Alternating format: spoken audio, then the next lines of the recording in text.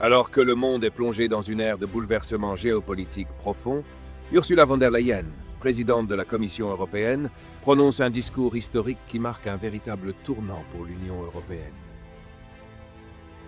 Dans cette allocution vibrante depuis Tirana, elle évoque le retour brutal de l'histoire, l'urgence d'une Europe souveraine, la solidarité indéfectible envers l'Ukraine et la volonté de construire une prospérité partagée.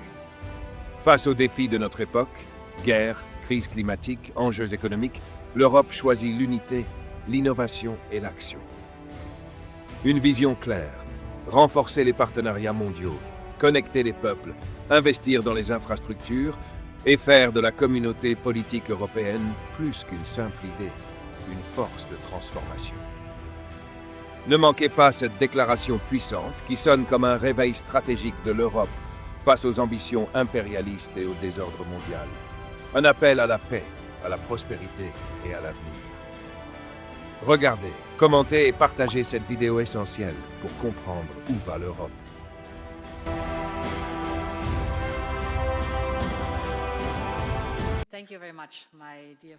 Merci beaucoup, mon cher ami Eddy.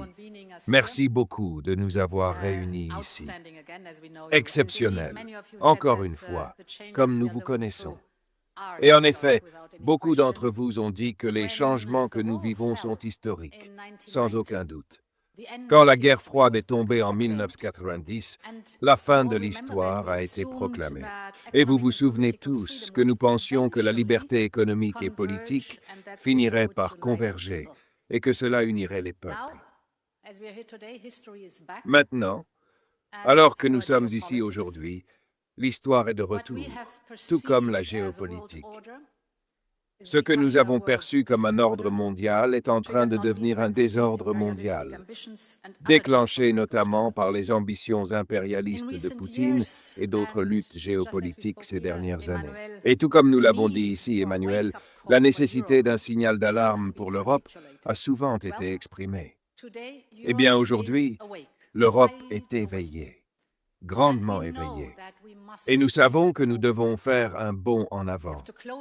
Nous devons combler le fossé de l'innovation. Eddy, vous l'avez mentionné. Nous devons renforcer notre compétitivité. Nous devons construire notre propre résilience. Et nous devons élargir et approfondir le réseau de partenariats que nous avons à travers le monde.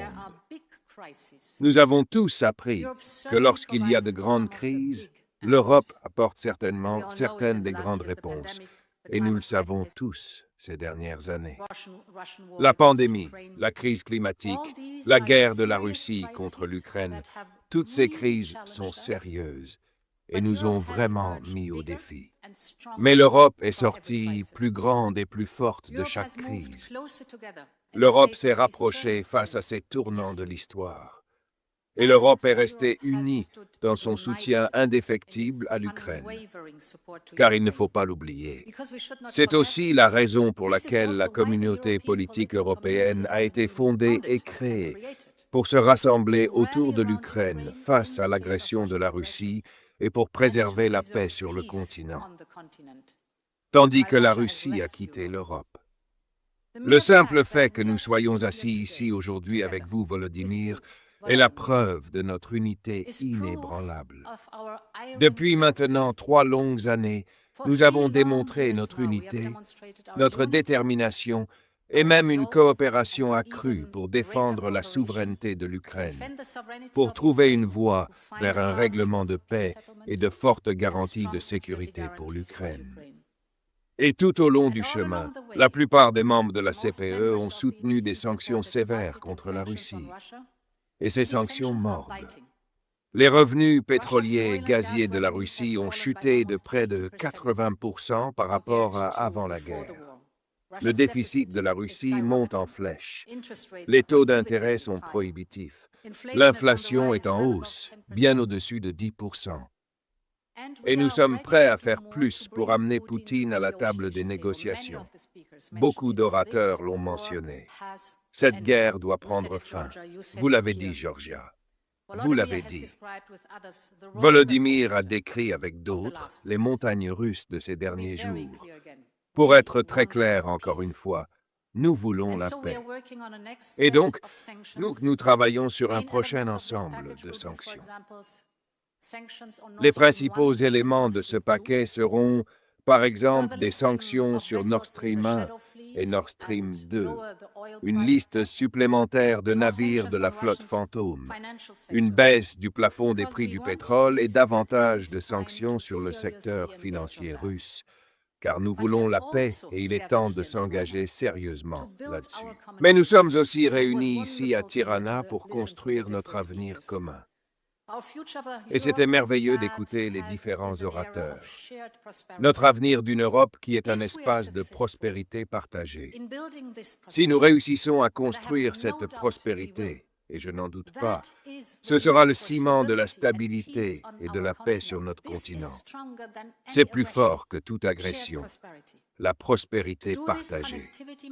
Pour ce faire, la connectivité doit être une priorité absolue de notre agenda.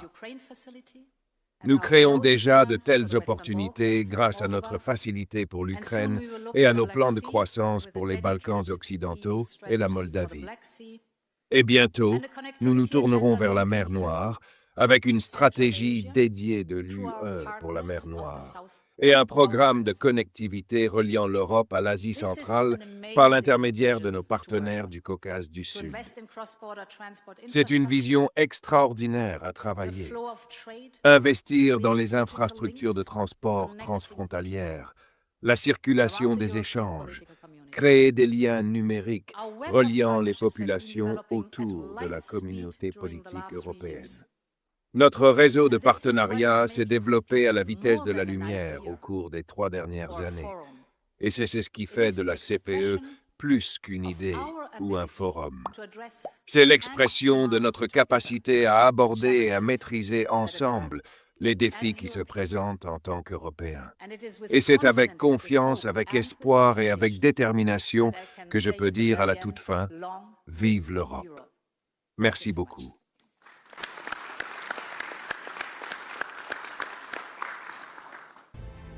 Ce discours d'Ursula von der Leyen nous invite à réfléchir au rôle de l'Europe dans un monde en pleine mutation.